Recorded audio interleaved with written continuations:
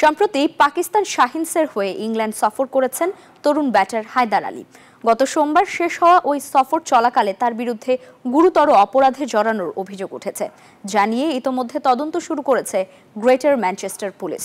এদিকে তদন্ত শেষ না হওয়া পর্যন্ত হায়দারকে সাময়িকভাবে নিষিদ্ধ করেছে পাকিস্তান ক্রিকেট বোর্ড।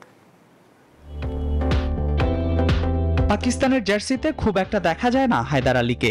আন্তর্জাতিক ক্রিকেটে সবশেষ 2023 সালে খেলেছেন তিনি। তারপরও আলোচনায় এই ক্রিকেটার। তবে পারফরম্যান্স দিয়ে নয়, ক্রিকবাজির তথ্য মতে শ্লীলতাহানির অভিযোগে এবার সবার নজর হায়দারের দিকে। ইতিমধ্যে ইংল্যান্ডের গ্রেটার ম্যানচেস্টার পুলিশ পাকিস্তানি এই ক্রিকেটারের বিরুদ্ধে তদন্ত শুরু করেছে। পুলিশি তদন্তের বিষয়টি নিশ্চিত করেছে পিসিবি। এদিকে সুষ্ঠু বিচারের স্বার্থে পাকিস্তান ক্রিকেট বোর্ড হায়দারকে সাময়িকভাবে নিষিদ্ধ করেছে। যুক্তরাষ্ট্রের এক নম্বর জিম চেইন গোল্ড জিম এখন আবারও বাংলাদেশে। বসুন্ধরা আবাসিক এলাকা ও বসুন্ধরা সিটি শপিং মলে।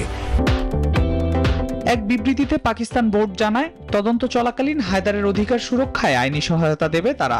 একই সঙ্গে তদন্তকে নিজস্ব গতিতে চলতে দেওয়ার গুরুত্ব বোর্ড স্বীকার করেছে। ক্রিকইনফোর খবর অনুযায়ী জিজ্ঞাসাবাদের জন্য তাকে নেওয়া হলেও তিনি আটক নন বলে নিশ্চিত করেছেন ম্যানচেস্টার পুলিশ।